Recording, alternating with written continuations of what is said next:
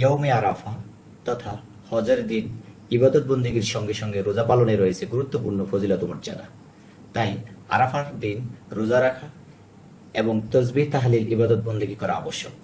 উম্মুল মুমিনিন হযরত আয়েশা রাদিয়াল্লাহু তাআলা আনহা থেকে বর্ণিত, রাসূল করিম সাল্লাল্লাহু আলাইহি সাল্লাম বলেছেন, আরাফার দিনের মতো আর কোনো দিন এত অধিক পরিমাণে জাহান্নাম থেকে মুক্তি দেওয়া হয় না।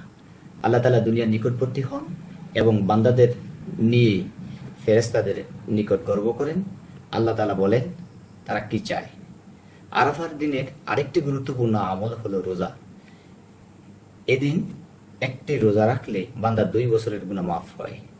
আল্লাহর নবী মুহাম্মদ রাসূলুল্লাহ সাল্লাল্লাহু আলাইহি সাল্লাম বলেন, আরাফার দিনের রোজার বিষয়ে আমি আল্লাহর কাছে প্রত্যাশা রাখি যে তিনি আগের 1 বছরের এবং পরের 1 বছরের গুনাহ মাফ করে দিবেন। সহিহ বুখারী। আরাফার দিন নির্দিষ্ট করা নিয়ে 2টি মতভেদ লক্ষ্য করা যায়। প্রথমটি হলো স্থানীয়ভাবে চাঁদ দেখে তারিখ নির্ধারণ করা। দ্বিতীয়টি হলো সৌদি আরবের সাথে তারিখের অনুসরণ করা। প্রথম মতের পক্ষের ফকিগণের বক্তব্য হলো আরাফার দিন হলো জিলহজ মাসের 9 তারিখ। সুতরাং পৃথিবীর যেখানে যখন জিলহজ মাসের 9 তারিখ হবে সেখানের অধিবাসীদের জন্য সেই দিন আরাফার দিন অর্থাৎ ইয়ৌমুল আরাফা। যেমন 8ই জিলহজ তারিখকে ইয়ৌমুত তারাবিয়াহ, 10ই জিলহজ তারিখকে ইয়ৌমুন নাহার বলা হয়। অনুরূপভাবে 9 তারিখকে হলো ইয়ৌমুল আরাফা বা আরাফার দিন। দ্বিতীয় মতের আলেমদের বক্তব্য হলো আরাফার রোজা ফজিলত সংক্রান্ত হাদিসে রাসূল করিম সাল্লাল্লাহু আলাইহি সাল্লাম কোনো তারিখ উল্লেখ করেননি, বরং নির্দিষ্ট একটি বিশেষ দিনের কথা উল্লেখ করেছেন। আর সেই দিনটি হলো আরাফার দিন অর্থাৎ হজের দিন, যেদিন হাজিগণ আরাফার ময়দানে অবস্থান করবেন। সুতরাং 8 বা 9 তারিখ নয়, বরং হজের দিনই রোজা রাখতে হবে। যেহেতু পৃথিবীতে শুধুমাত্র এক জায়গায় মক্কা শরীফেই হজ অনুষ্ঠিত হয়, তাই সারা পৃথিবীতে সেই হজের দিনেই হচ্ছে আরাফার দিন, অর্থাৎ আরাফার রোজা হচ্ছে হজের দিন। এই দিনই পালন করতে হবে, কারণ এই রোজাটি সম্পর্কে এই তারিখ কোন সম্পর্কিত নয়, বরং স্থান ও কর্মের সাথে তা সম্পৃক্ত। তা হলো মক্কা এবং হজ।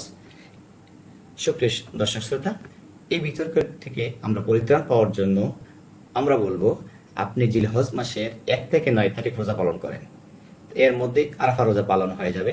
এটা সবচেয়ে বেশি নিরাপদ, কেননা হাদিসে এসেছে জিলহজ মাসের 1 থেকে 9 তারিখ প্রতিদিনের রোজা 1 বছরের নফল রোজার সওয়াব এবং প্রতি রাতের ইবাদত 1 বছরের ইবাদতের সমান সওয়াব হয়। তিরমিজি শরীফে হাদিসটা উল্লেখ আছে।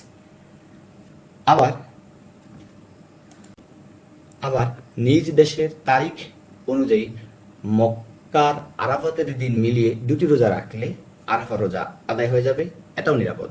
কেউ যদি একটি মাত্র রোজা রাখতে চায় তিনি উপযুক্ত যে কোনো একটি তারিখ ইখলাস এবং তাকওয়ার সঙ্গে আমল করলে পূর্ণ সওয়াব হয়ে যাবে, কেননা হাদিস শরীফে এসেছে কাজের ফলাফল নিয়তের উপর নির্ভরশীল। প্রত্যেক ব্যক্তি তাই পাবে যা সে নিয়ত করে।